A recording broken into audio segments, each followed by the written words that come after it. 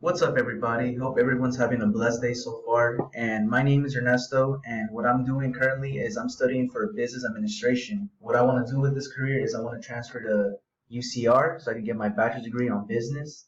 And I'm from Riverside, California, born and raised here. And I also have a younger brother as well that's studying the same major as me. And the good thing about it is that we tend to help each other out whenever courses, get tricky, like economics and accounting and stuff like that. So, I'm blessed to have a brother like him in my life. And a fun fact about me is I enjoy working out. It's one of my favorite things to do. It's good for your mental health and so far.